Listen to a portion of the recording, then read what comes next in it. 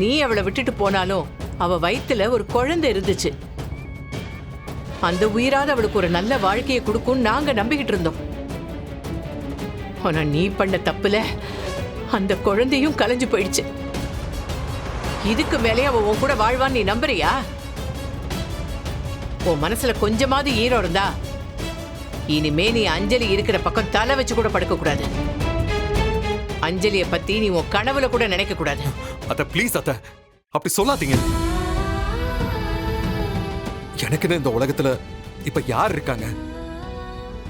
இது பாருங்க, இவ்வளவு பெரிய வீடு இருக்கு. ஆனா இதுல நான் ஒரு அனாதை மாதிரி ஒத்தாளா வாழ்ந்துகிட்டு இருக்கேன்.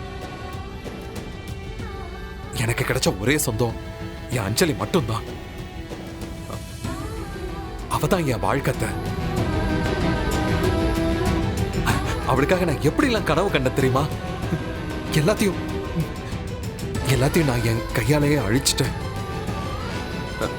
ப்ளீஸ் அத்தை, எங்களை மட்டும் பிரிச்சிடாதீங்க.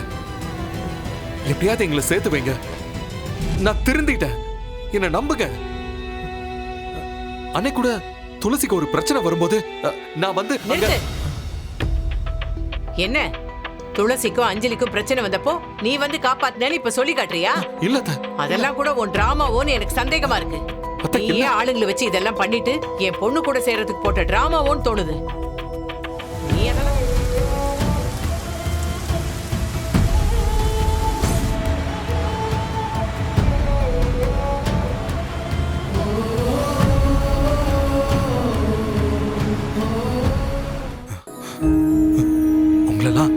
நானும் அஞ்சலியும் எவ்வளவு சந்தோஷமா எதிர்பார்த்தோம் தெரியுமா?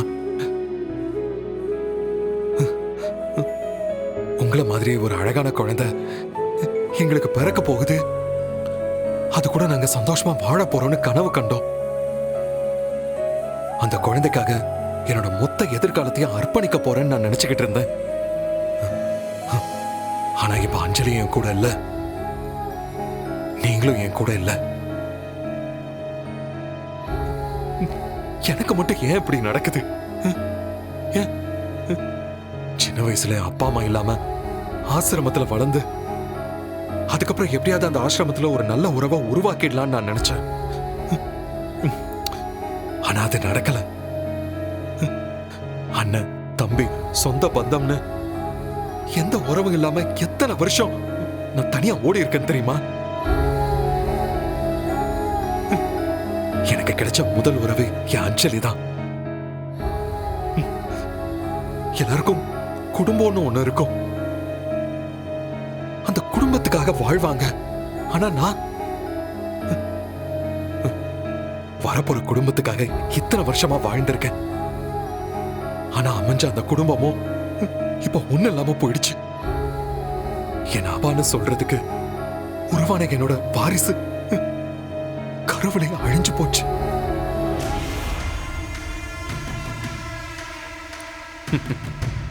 ஏண்டா நீ திருந்திட்ட?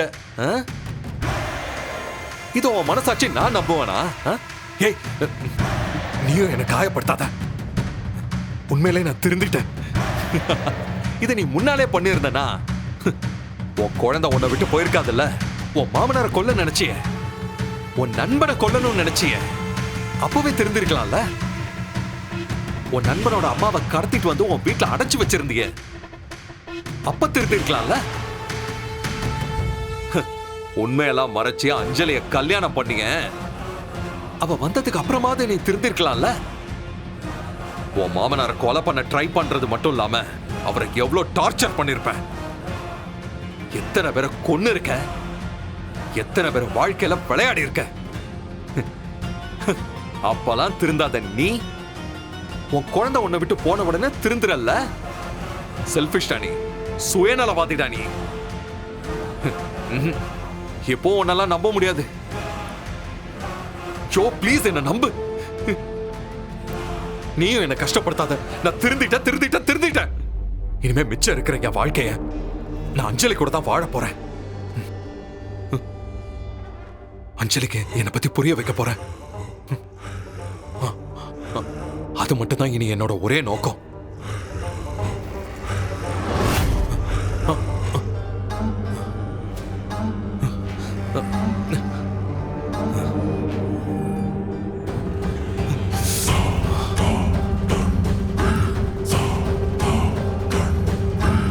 ஓனர் என்ன ரெடி ஆயிட்டீங்க கேக்குறீங்க? வாங்க கிளம்பலாம், டைம் ஆகுது. போலாம் சத்யா. நீ ஏன் இவ்வளவு பதட்டமா இருக்க? இல்ல ஓனர், இப்பதான் அந்த வசுந்தராதை பத்தி விசாரிச்சேன். ரொம்ப ஸ்ட்ரிக்டான ஆளாச்சுமே அவங்க. டைம்னா டைம் கரெக்டா இருக்கணுமா. 10 மணின்னு சொன்னாங்கன்னா 10 மணிக்கு எங்க இருக்கணுமா. ஒரு நிமிஷம் லேட் ஆனா கூட மீட்டிங் கேன்சல் பண்றாங்களாமே. நானும் கேள்விப்பட்டிருக்கேன் சத்யா. பிசினஸ்ல சக்சஸ் ஆகிறதுக்கு முதல் தகுதியே டிசிப்ளினோ அண்ட் டைம் மேனேஜ்மெண்ட்டும் தான். அது இருக்கிறதுனால தான் அவங்க இவ்ளோ பெரிய உயரத்துல இருக்காங்க. இல்ல நம்ம கரெக்டான டைம்க்கு போயிடலாம் சத்யா. சரி ஓனர். ஆமா, நீ கண்டுபிடிச்சிருக்க இன்ஜினுக்கு என்ன பேர் வச்சிருக்க?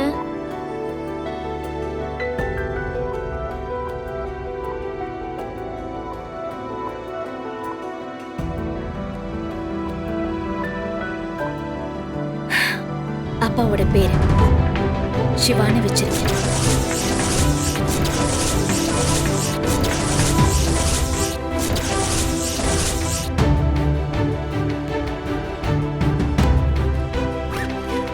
மா, பா.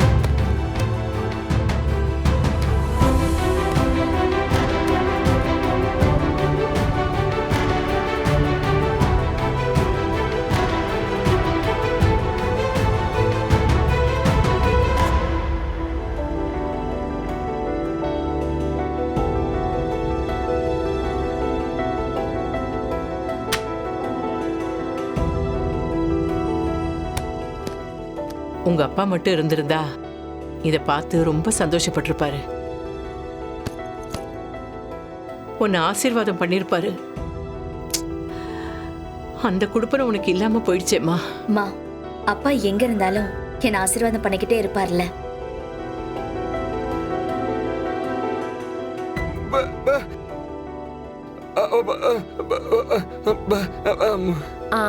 ப்ராஜெக்ட் ஃபைல சுப்பிரமணியன் அங்கிள் கிட்ட கொடுத்து ஆசீர்வாதம் வாங்கிக்க. மாமா இடத்துல இப்ப அவர் தானே இருக்காரு அஞ்சலி. மாமாவோட க்ளோஸ் ஃப்ரெண்டு. அவர் ஆசீர்வாதம் பண்ணா மாமாவே ஆசீர்வாதம் பண்ண மாதிரி இருக்கும். ஆசீர்வாதம் பண்ணுங்க அங்கிள். நிச்சயமா. நல்லா எந்திரி. அம்மாடி, உன் மனசுக்கு எந்த குறை வராதுமா. நீ மென்மேலும் சிறப்பா இருக்குமா.